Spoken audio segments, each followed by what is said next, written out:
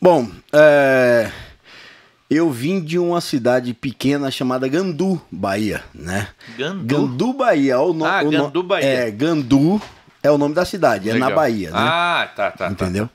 Então, assim, eu vim de Gandu, eu saí de um lugar de 30 mil habitantes, né? Na época, eu brinco, a minha esposa, ela sempre dá risada, porque assim, atualizou, muita gente cresceu, muita gente mais continua em 30 mil habitantes. Ela é pequenininha ainda. É pequenininha, a cidade muito pequena.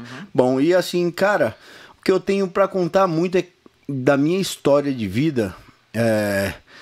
Eu sempre fui uma criança muito hiperativa, né? Sempre fui um menino muito hiperativo, eu sempre fui aquele menino sonhador. Eu via os outros meninos tendo as coisas por eles terem uma base familiar, né? E aquilo me fazia sonhar. Eu sabia que eu não tinha, a minha realidade era outra, né? Mas eu podia olhar e acreditar que um dia isso poderia ser capaz de acontecer na minha vida. E eu creio por essa persistência e otimismo da vida, eu vivi muita coisa boa, muitas realizações. E quando criança, né, como eu acabei de falar, eu não tive uma base familiar como todo mundo tem, normal. Seu pai, sua mãe, seus irmãos, né? Eu fui criado com a mãe, meu pai me abandonou e com o tempo minha mãe arrumou outro marido, né? Que é o pai do meu irmão. E assim, foi um cara que cuidou da gente da maneira dele. Mas eu sofri muito. Eu era um moleque que eu apanhava muito, né? Tanto da minha mãe quanto dele. Eles tinham os problemas divergentes dele, eu creio que eu era a válvula de escape, né? Ou seja, sem base alguma, tinha vezes que eu apanhava por estar no meio da rua jogando bola. Ou por eu estar num lugar que não era na cabeça deles para eu estar. Como você vai comandar o querer de uma criança que não sabe nem o que está fazendo, né? E por esse motivo eu apanhei muito mesmo na minha vida.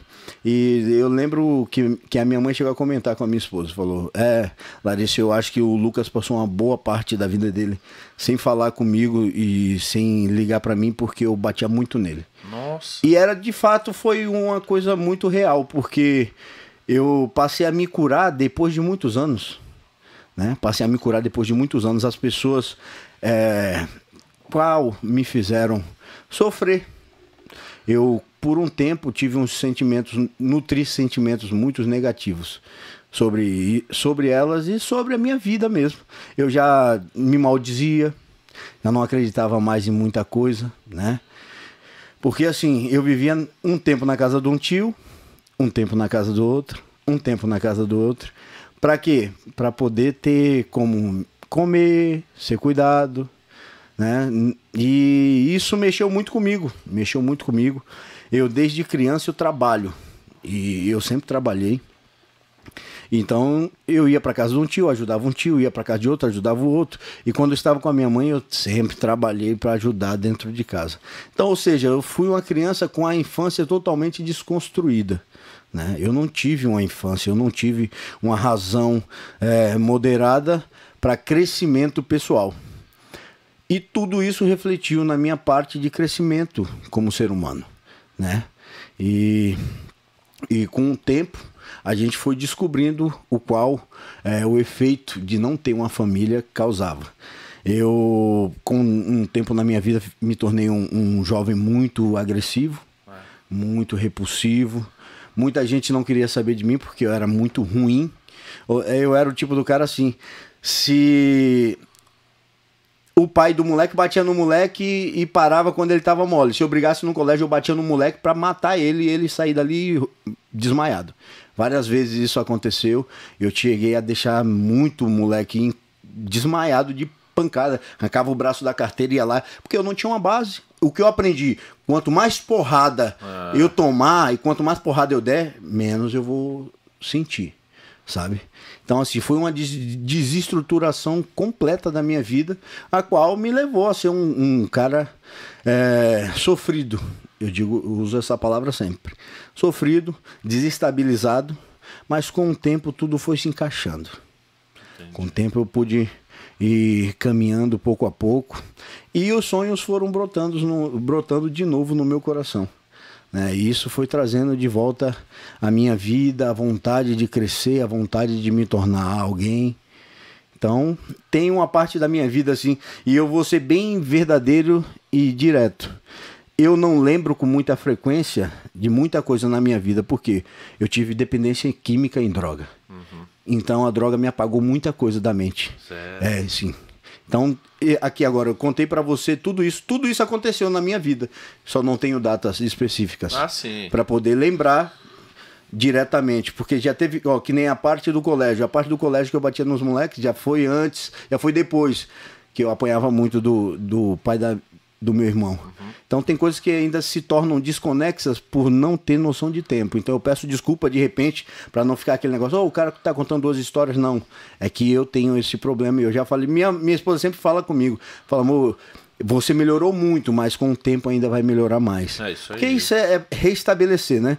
Restabelecer conexões de neurônios. E isso me abalou bastante. Caramba. A parte que eu passei em dependência química, porque eu vivi praticamente jogado na rua, vivendo como um craqueiro, né? Nossa, a gente vai falar disso também. E aí você disse que teve esse momento difícil, né? Pra você, principalmente uma criança, às vezes não entende. Não entende. Você falou.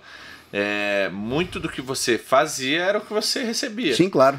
A gente é reflexo, Renan. Exato. O ser humano é reflexo da criação e de tudo que se vê. Exato. Você pega um moleque hoje que tá na quebrada, ele tá vendo o traficante usar arma, corrente de ouro no pescoço, relojão, ostentar pra caramba. Você acha que ele vai querer ser o quê quando crescer? Se ele já tá tendo aquela má influência ali diretamente, enfiando goela abaixo do que ele tem que ser, porque assim, se não entrar naquele...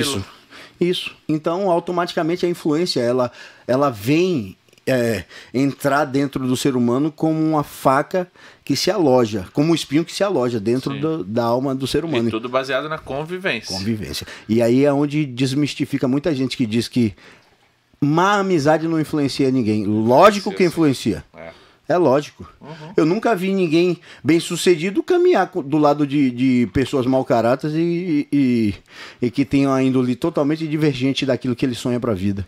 Não é verdade? Exato. Então, assim, hoje eu fui um cara assim também. Eu me envolvi com muita gente, curva de rio, como diz aqui em São Paulo, né? Curva de rio é onde para um monte de coisa ruim. E eu me envolvi com muita gente assim.